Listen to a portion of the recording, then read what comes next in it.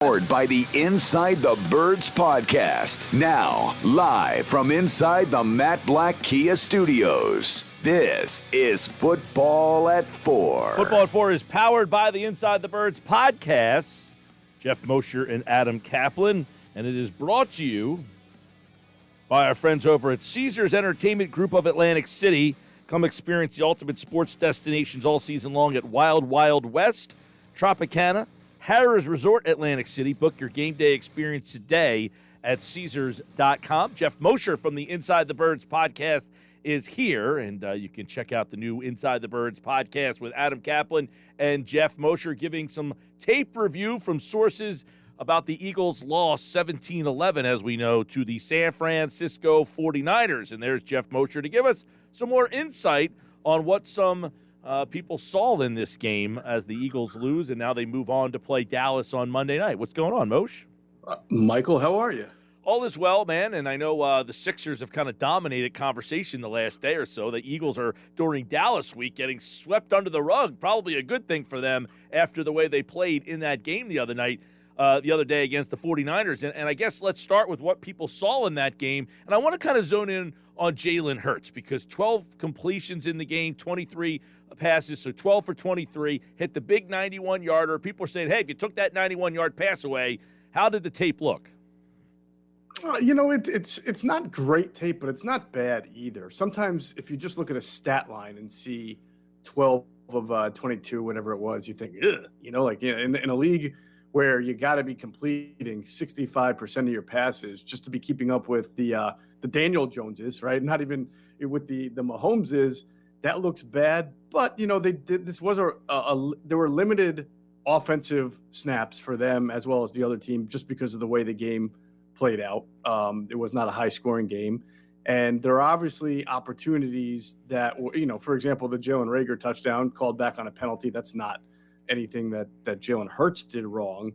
I didn't see, nor did people I speak to see a wildly inaccurate quarterback, but more so decision-making on his end. For example, there was a 3rd and 6 earlier in the game, and there was a handoff to Miles Sanders on 3rd and 6, and the run went didn't go anywhere because the Niners had stacked the box. And what seemed like a very conservative call by Nick Sirianni after further review appeared to be an RPO because the receivers ran passing routes on that on that play and did not block. So that was an RPO. So why did Jalen Hurts hand the ball off to Miles Sanders on a 3rd and 6 against a stacked box instead of throwing the ball when he had that run pass option?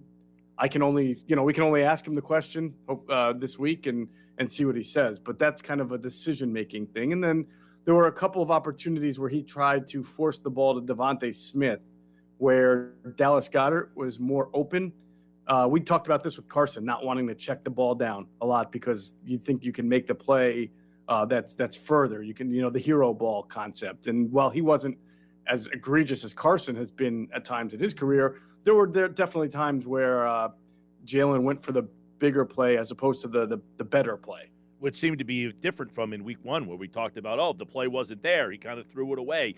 Shane Steichen, the offensive coordinator, was asked today, the tight ends have not been very involved in the offense. The middle of the field in general hasn't been very involved. Everything seems to be outside the hash mark. So is that something that is being noticed? It is noticeable. I believe the Next Gen Twitter account put out that 66% of Jalen Hurts' completed passes this year, either that or even passes attempted beyond the line of scrimmage, have gone to the right side of the field. So, yeah, the left side and the middle, as you're mentioning, has not been an area where the Eagles have attacked so far. Now, we're only 2 weeks in, and speaking to some people, you can tell the defense that San Francisco played. I mean, they have great athletic linebackers, Fred Warner being one of them. They can cover that middle of the field really well. They show a lot of blitz, but what they really do is kind of like what we talk about with Jonathan Gannon here is rush for, and then those guys who show blitz drop back. So they've got the middle of the field covered well. But look, we know that the better schemers in this league, go look at it, Andy Reid, right? Travis Kelce and Tyreek Hill. We know the defenses are going to try to take them out every week, but yet they get the ball in the hands of those two guys every week and still get production. So you're going, if you're Nick Sirianni and you're Jalen Hurts, and you heard Nick Sirianni say this, that he's got to remember players over play calls, right? Which means get the ball into the hands of your best playmakers and don't necessarily worry about attacking this point of the defense all the time. It's really more about what you do well and putting the ball in the hands of the players who do the best for you. And that's, after Devontae Smith, that's Dallas Goedert really and Miles Sanders in this offense. Yeah, I know that, in my opinion, I don't know what they think, but they got two, Goddard to me is now a veteran in his third year, two dependable guys that you should be building a game plan around. The other guys should be more of like the secondary things that if they're there, go after them. It seems that they built the game plan around the young players, and the dependable guys are not a part of the game plan. Yeah, they've got to also figure out this complicated issue that we've probably talked about ad nausea, throughout the offseason into now, is that you want to feature Dallas Goedert, but how do you have a game where Dallas Goedert and Zach Ertz play nearly an identical number of snaps? I mean, they're different types of tight ends, and you would like to feature. I always felt that if Zach Ertz was not on this team, that Dallas Goedert could sort of be in that target neighborhood that you see with Darren Waller or maybe even Kelsey a little bit. Just, a lot of targets because Kelsey is either the best or second best receiver on the team. Waller is definitely the best receiver on the Raiders until you get more from Ruggs and Edwards and stuff. So if you only had Devontae Smith and Jalen Reagor here and no Zach Ertz, you would still say Goddard has proven the most at this level and should get 7, 8, 9 targets a game. Yeah. But when you're splitting reps 50-50 with Zach Ertz, you can't be that guy. Yeah, it's a tough conundrum that they have to try to figure out, and I don't know how they get around that because it's like you can't just have Ertz sitting on the bench, right? I mean, you can't have him standing there. If he's going to be on the roster, it's almost like you have to play him. So that's a tough spot to be in. Let's, Brandon Brooks is obviously going to miss some time. We think that Landon Dickerson, he struggled a little bit, but you think that he will get the first crack to replace him because Andrew yesterday believes that they should go with Nate Herbig. Yeah, I can understand that thinking because of the experience. So you have to weigh winning games versus developing talent. I mean, you're always going to play players, young players, that you hope to develop while you're also trying to win games. But when you're talking about throwing Landon Dickerson in there, against a really tough 49ers front, and now you're playing a Dallas team, Micah Parsons is going to be out there and probably twisting and stunting and rushing from all different directions. You do have to do I believe in this, when you're in the middle of the season and you're not in camp anymore, you have to make decisions that are best for what wins that Sunday, more so than who can I develop at this point. So I can understand Andrew's line of thinking, but I do believe that you've got to give Landon Dickerson the opportunity. He's a better player than Nate Herbig when he's ready, right? So you've got to give him this week, see how he does in practice. Maybe you give a few reps to the Herbig on the first team. You split him up a little bit. But I would see how Dickerson's handling the mental aspect of the game as far as recognizing what the defense is doing. And then also physically, how he is off the snap. Is he getting beaten inside? Is he playing too high, which are some of the things that he did on Sunday. And if you feel like you just didn't see what you wanted to see with a full week of practice of Landon Dickerson, you can go to Nate Herbig because he has that experience. But I imagine that they're still going to go to Landon Dickerson. We're talking with Geoff Mosher, football at 4 here. Eagles getting ready for the Dallas Cowboys, obviously. On the defensive side of the ball, we had Baldy on last hour, and he talked about, those 2 long drives that the Dallas Cowboys had in that game. They've only given up 23 points. They gave up 17 last week, so it's hard to have a bone to pick with the defense. But looking back at the game, is there any bone to pick with the defense? It's a good question. I had a minor one that I talked about on the podcast this morning, and I even asked Jonathan Gannon about it during his conference today, and I totally understand the answer, Mike. There's no exact science sometimes. We talk about blitz versus no blitz a lot. You'll talk to some coaches, and they'll tell you, look, if you have a team that's marching down, 97 yards on you like the Niners did, or 80, what was the other one, 85 yards? 96, 95, and 87.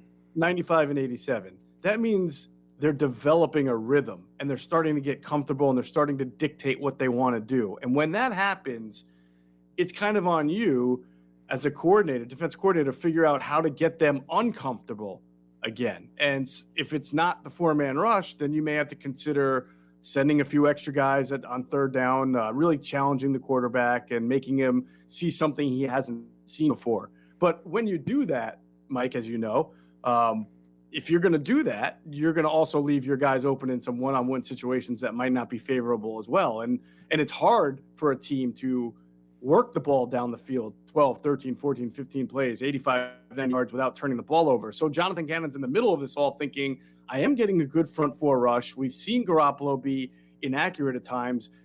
He's going to make a mistake. And you know what? He did. But Steven Nelson dropped the pick. So you throw your hands up. I do think, though, that with the Eagles kind of being vulnerable at times against the run, I think Jonathan Gannon, once he starts to face these really good quarterbacks, Dak Prescott coming up, and of course Brady, and of course Patrick Mahomes, he's probably going to have to figure out sometimes where he's going to have to dial up a pressure and not always rely on the front four, because like we said with Jim Schwartz, if they know you're only coming with 4 all the time and they know you're going to play a zone, yeah, you can mix some things up on the back end a little bit to disguise, but those smart quarterbacks are going to be able to pick it apart. Shane Steichen, I think you asked the question today about philosophically, you go into a game with a game plan.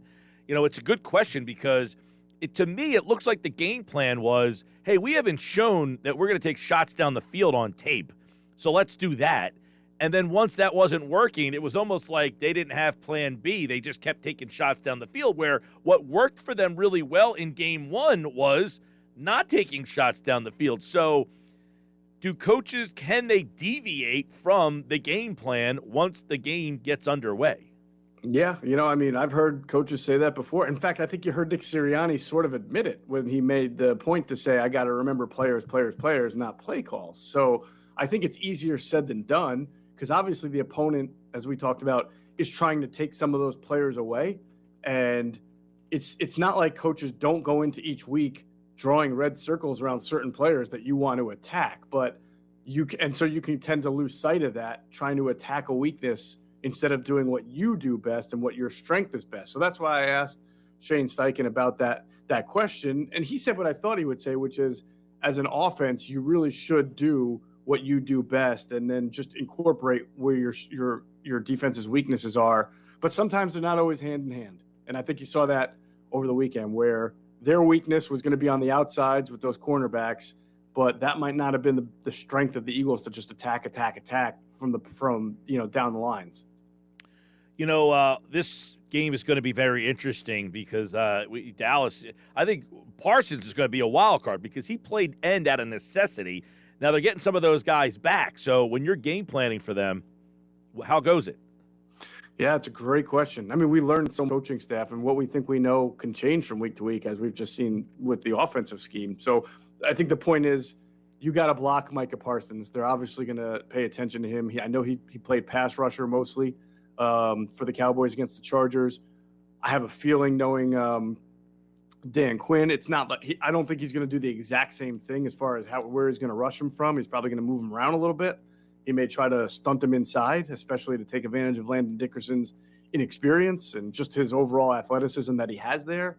And we'll see. You're right. Dallas is getting a little bit healthier, I think. I know they're banged up on the D-line, but I think their O-line, even without Lael Collins, they still have Tyron Smith. They've still got their right guard, Martin, I believe, is back and doing fine, and their center. So this is going to be an interesting matchup. Yeah. It'll be but for both sides of the ball. Yeah, let me. A lot of people have been kind of social media warrioring about Jordan Howard and getting, they need to add, because the run game hasn't been a huge issue, but they don't seem to have that short yardage guy. I don't know why I saw so many, hey, they need to activate Howard. Do you look at the running game as an issue early? And with Brandon Brooks out, does that change their game plan, play calling, running the ball at all?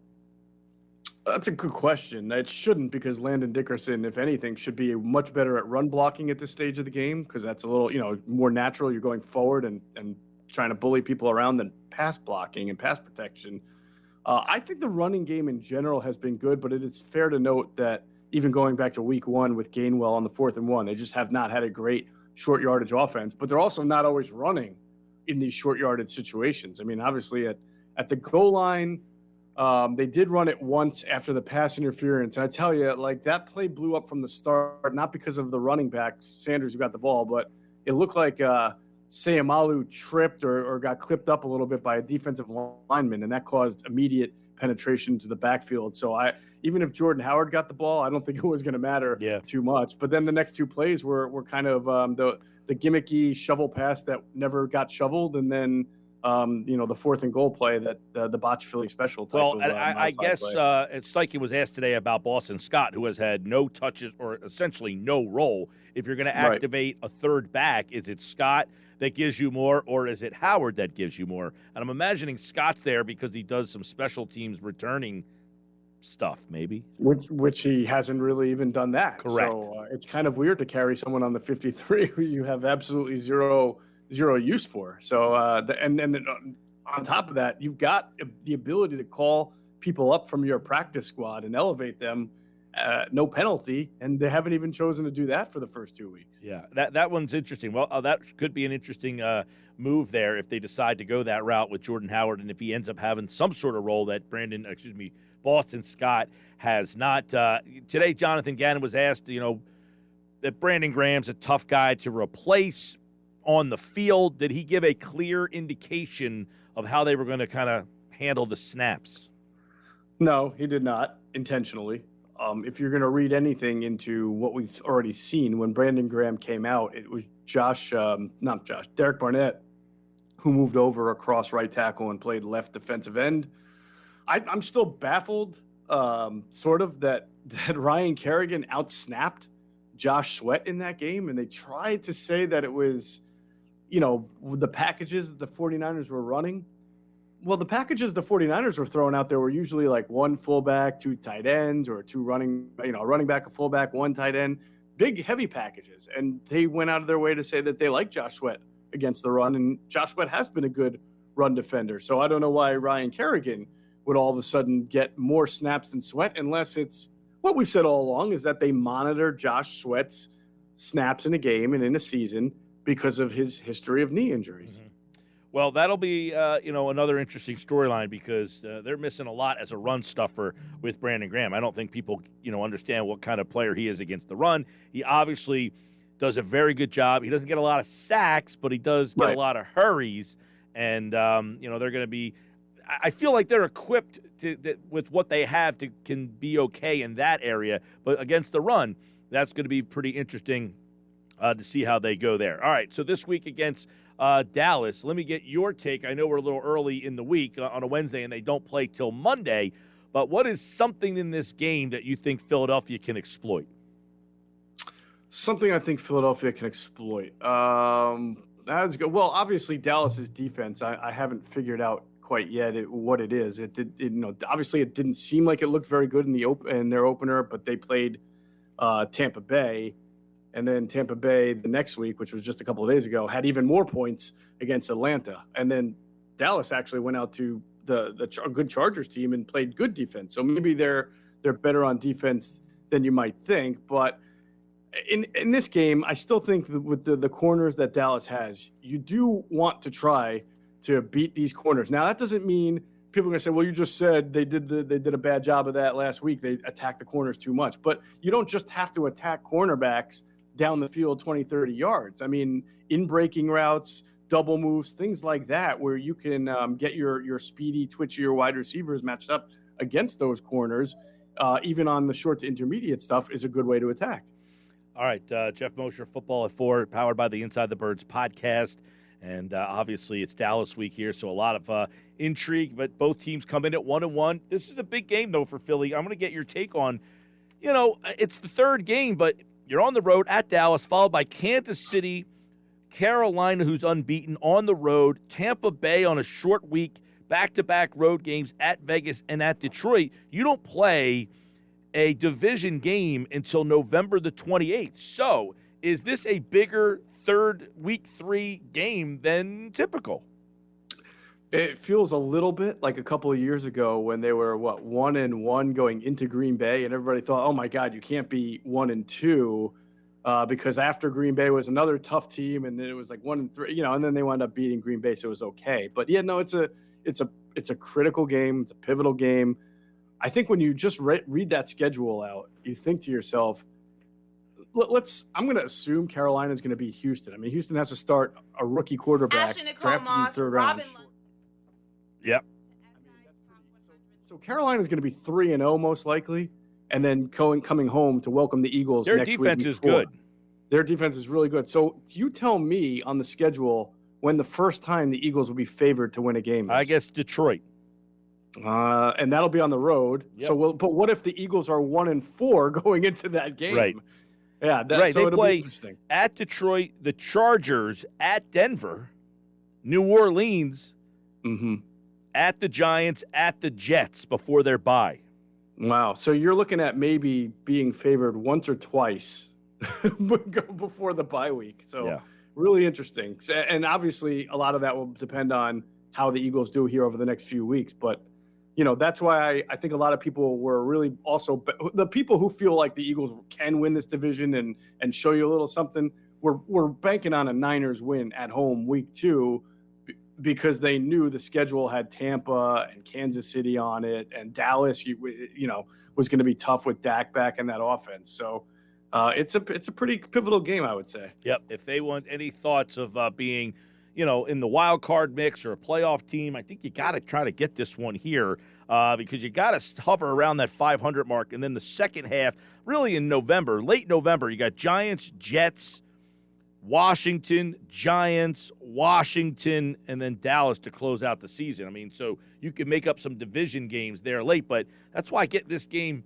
this one or last week. These two games, one of them, you got to get one of these two. That's why I think this game is pretty big on Monday night. All right, Geoff Mosher, powered by the Inside the Birds podcast, Football at 4, and, of course, at Geoff Mosher NFL. Don't forget the Inside the Birds pregame show. Now, how's that happening? Is that a Monday night version? Yeah, it will be Monday night, 5 o'clock to 7 o'clock p.m. Rivers Casino. It'll be on our YouTube channel. And Greg Cosell, Jason Avant, Adam Kaplan, myself, and an appearance with a segment we do with Quentin Michael as well. All right, check that out. Monday night, 5 o'clock here on the YouTube channel, and Football at 4 with Geoff Mosher. All right, Mosher, take care, man. All right, Mike, thanks.